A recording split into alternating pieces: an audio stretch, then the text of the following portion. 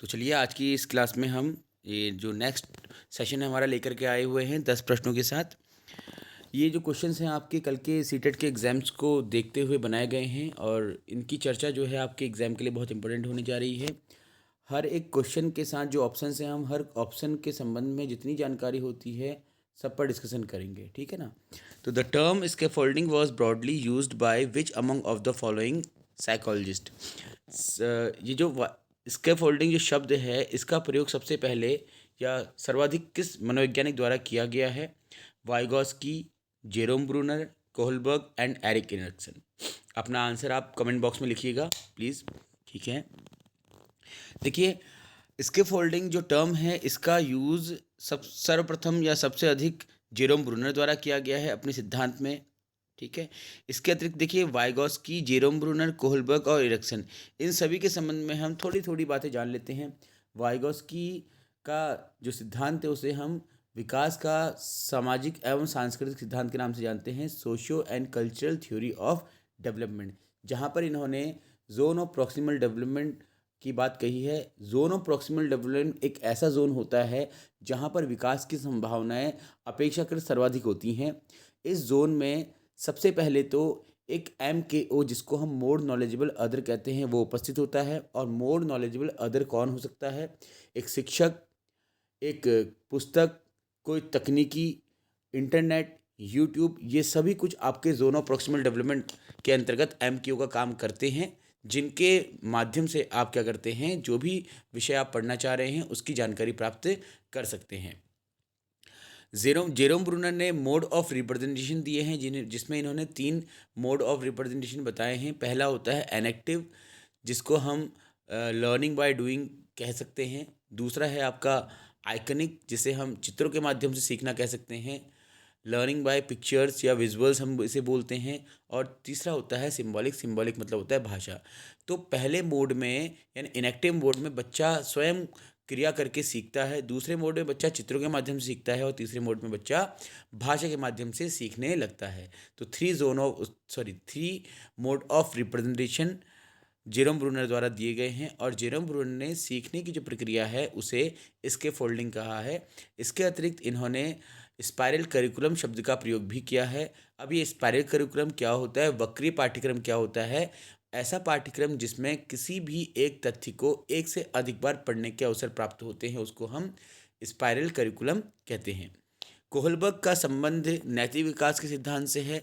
नैतिक विकास की 3 इन्होंने स्तर बताए हैं, 3 लेवल्स बताए हैं, pre conventional, conventional and post conventional. Hindi में इनको हम पूर्व परंपरागत, परंपरागत और उत्तर परंपरागत कहते हैं।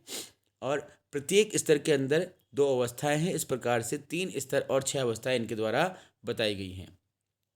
एरिक एरिक्सन का संबंध है आपका विकास के मनोसामाजिक सिद्धांत से, यानी साइकोसोशल थ्योरी ऑफ डेवलपमेंट। और एरिक एरिक्सन ने अपने इस सिद्धांत में लगभग 8 अवस्थाएं बताई हैं। और एरिक एरिक्सन का यह सिद्धांत सामान्यतः पहचान संकट यानी कि आइडेंटिटी क्राइसिस पर आधारित है। Electra complex were used by which of the following theory of development. निम्न में से किस विकास के सिद्धांत में इलेक्ट्रा कॉम्प्लेक्स शब्द का प्रयोग किया गया है?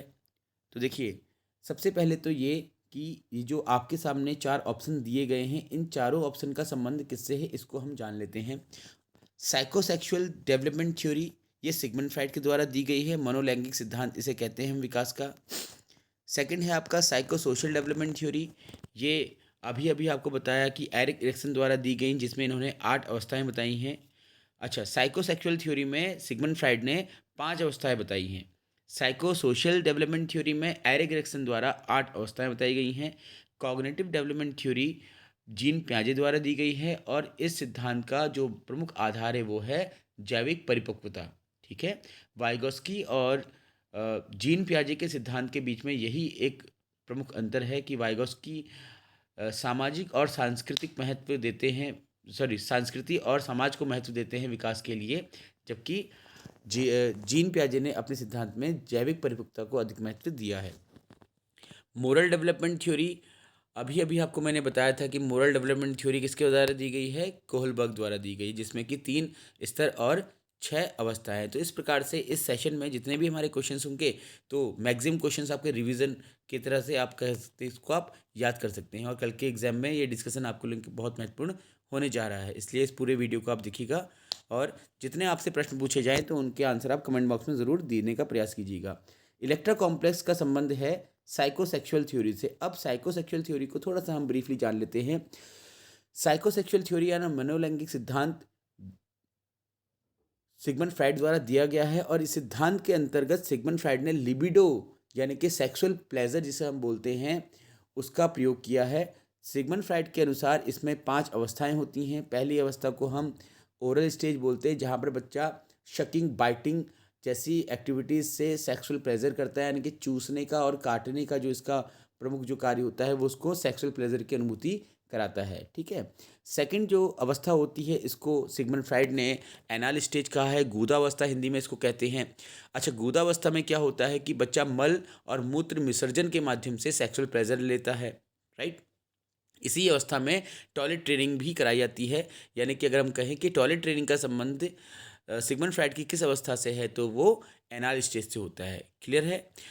Then third one is phallic stage. Phallic stage के अंतर्गत अब सिगमंड फ्राइड का ये मानना है कि अब जो अंतरंग जो बच्चे के जो अभाग होते हैं वो विकसित होने लगते हैं और लड़का अपनी माता के प्रति और लड़की अपने पिता के प्रति आकर्षित होती है। लड़के और लड़की के ये अपोजिट सेक्स के प्रति अट्रैक्ट होने की जो कॉम्प्लेक्स होते हैं इसको ऑडिपस कॉम्प्लेक्स कहा गया सिगमंड फ्राइड द्वारा, लेकिन बाद में लड़की के कॉम्प्लेक्स को इलेक्ट्रा कॉम्प्लेक्स का नाम दिया गया है। तो याद रखना है आप लोगों ने कि इलेक्ट्रा कॉम्प्लेक्स का संबंध किससे है, साइकोसेक्सुअल डेवलपमेंट की थ्योरी के फैलिक स्टेज से है। फैलिक स्टेज के बाद जो चौथी अवस्था आती है उसको लेटेंसी स्टेज कहते हैं, जिसे सुषुप्त अवस्था हिंदी में कहा गया है। और सुषुप्त अवस्था इसे इसलिए कहते हैं कि इस अवस्था में बच्चे का जो आकर्षण होता है ये कुछ समय के लिए विलुप्त हो जाता है, जो कि फिर पांचवी अवस्था यानी जेनिटल स्टेज में फिर डेवलप होने लगता है और पांचवी अवस्था में बच्चा फिर से अपोजिट सेक्स के प्रति आकर्षित होता है, लेकिन अब इसका आकर्षण हम उम्र के प्रति होता है, ना कि अपने अभिभावकों के प्रति। ठीक है। तो इस प्रकार से एक ब्रीफ रिवीजन आपको मैंने कराने का प्रयास किया है साइकोसेक्सुअल डेवलपमेंट थ्योरी का। आई होप कि आपको समझ में आया होगा। विच among of the following statement is true. निम्न में से कौन सा कथन सही है आपको पहचानना है। यदि आपने असेसमेंट और इवैल्यूएशन में डिफरेंस पढ़ा है तो डेफिनेटली आप इसका आंसर देंगे। तो देखिए, formative assessment is a product oriented. रचनात्मक आकलन सदैव उत्पाद आधारित होता है। यस और नो प्लीज़ आंसर दीजिए कमेंट बॉक्स में। Evaluation is taken at the end of term. मूल्यांकन सदैव सत्र की समाप्ति में किया जाता है। यस और नो प्लीज़ आंसर दीजिएगा। There is no chance of improvement after formative assessment. रचनात्मक आकलन के उपरांत सुधार का कोई अवसर नहीं रह जाता। यस और नो आंसर दीजिएगा। या फिर ये सभी स्टेटमेंट ट्रू हैं। अब इनमें से कोई एक स्टेटमेंट गलत है या सभी ट्रू हैं, आपको इसका आंसर देना है। प्लीज़ जल्दी से आप लोग वीडियो पॉज कीजिए और आंसर दीजिए। चलिए, आई होप आपने आंसर दे दिया होगा। देखिए, formative assessment is process oriented. तो जो रचनात्मक आकलन होता है वो प्रक्रिया आधारित होता है, ना कि उत्पाद आधारित। तो ये कथन तो क्या है आपका सही नहीं है। ठीक है। क्यों होता है ये प्रक्रिया आधारित, आप लोग कमेंट बॉक्स में आंसर दीजिएगा। Evaluation is taken at the end of term. Evaluation जिसको हम समेटिव असेसमेंट भी कहते हैं, समेटिव असेसमेंट या इवैल्यूएशन एक ही बात है। तो इसे टर्म के अंत में यानी कि सेशन के अंत में लिया जाता है। Yes, this is true. And then third one is there is no chance of improvement after formative assessment. No, formative assessment के बाद सुधार के अवसर रहते हैं। ठीक है ना।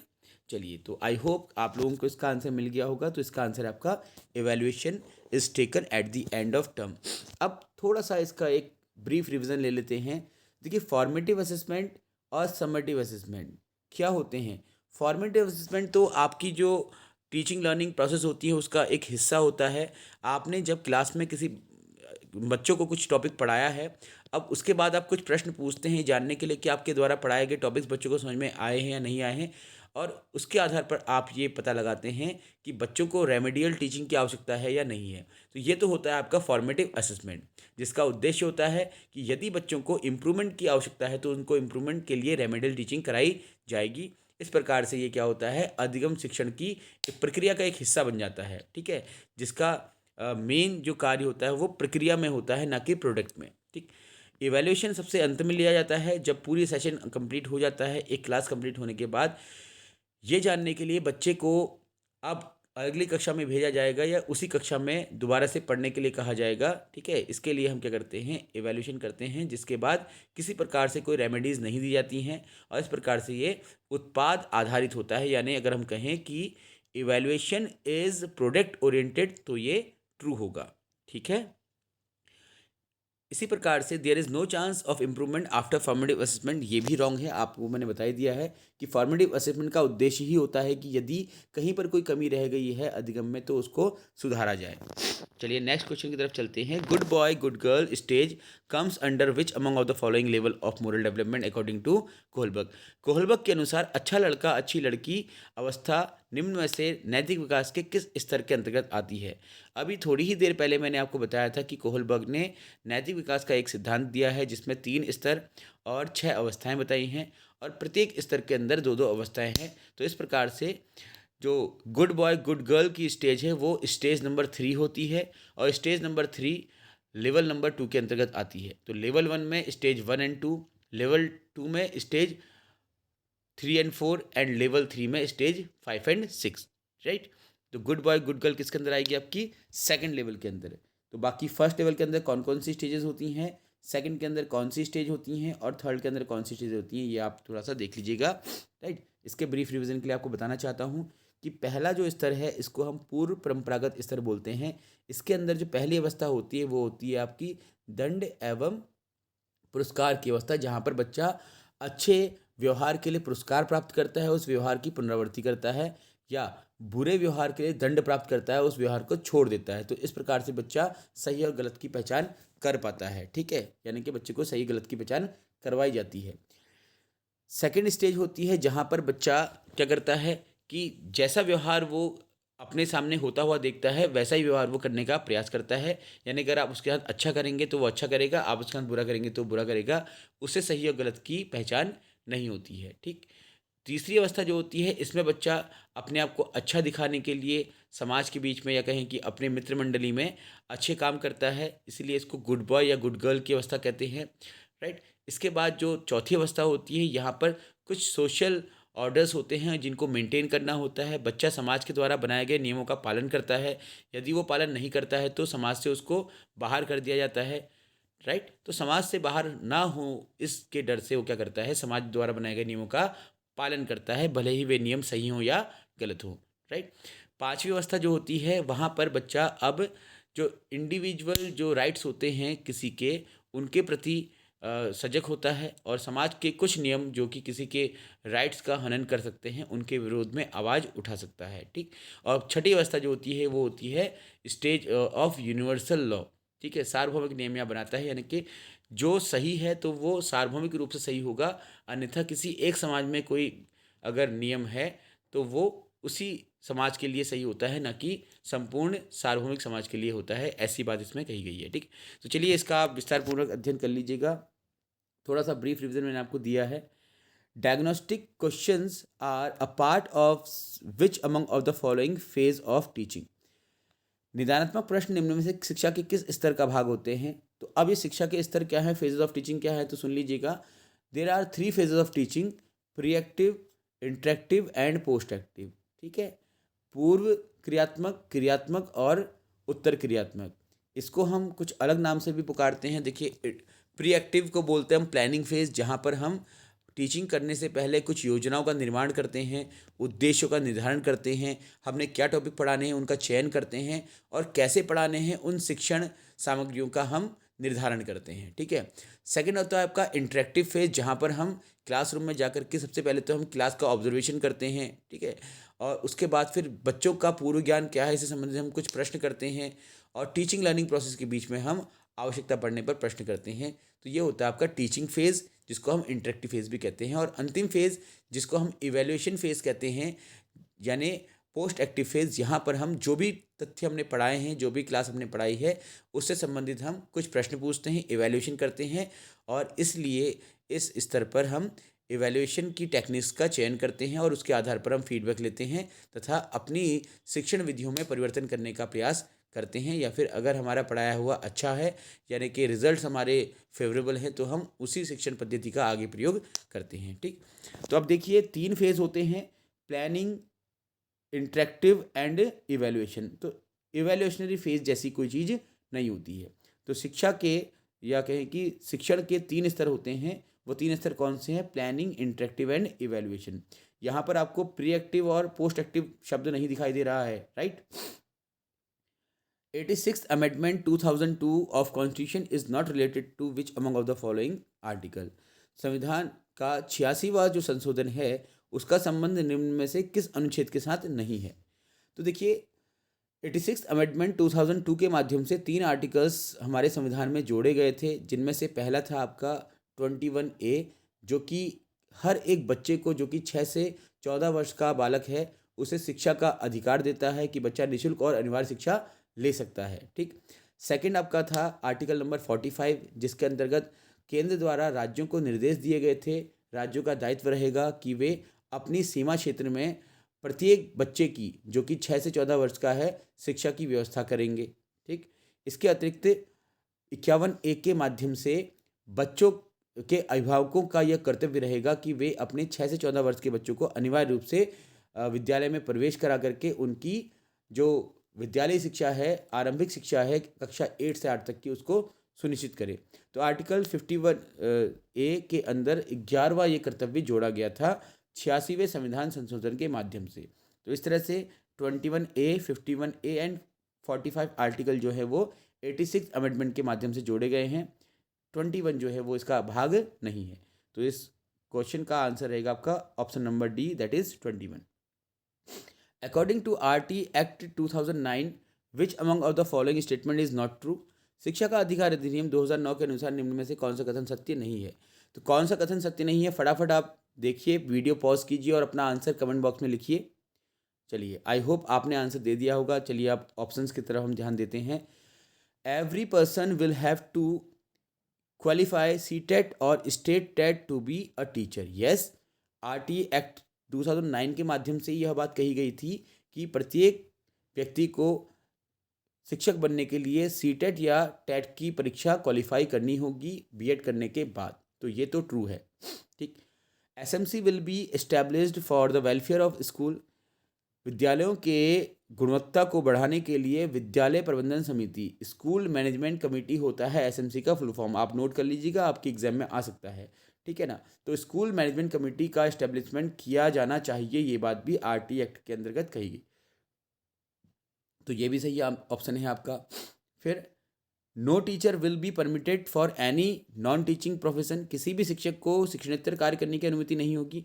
बिल्कुल सही बात। RT एक्ट के अंतर्गत ये कहा गया है, ये प्रोविज़न है कि किसी भी शिक्षक को आप शिक्षणेतर कार्यों के लिए नियुक्त नहीं कर सकते हैं सिवाय जनगणना के। जनगणना ऐसे कार्यक्रम में या फिर कहें कि जो पोलिंग होती है, वोटिंग होती है अपने केंद्र या फिर राज्य स्तर की, तो वहाँ पर आप शिक्षकों को लगा सकते हैं। इसके अतिरिक्त कोई कार्य आप शिक्षक से नहीं कराएंगे।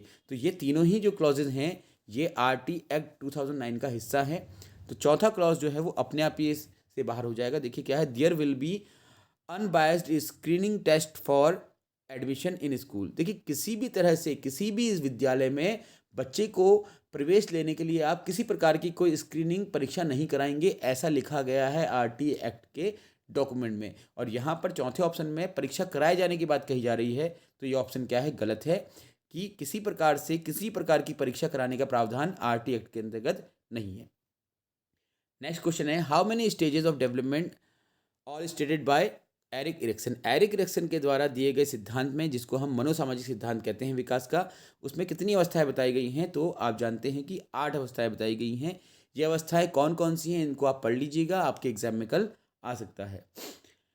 Who among of the following is also known as the father of psychoanalytic school of psychology. निम्न में से किसे मनोविज्ञान में मनोविश्लेषणवाद का जनक माना जाता है? फटाफट कमेंट बॉक्स में आप आंसर दीजिए। Yes, very good. तो Sigmund Freud is right answer.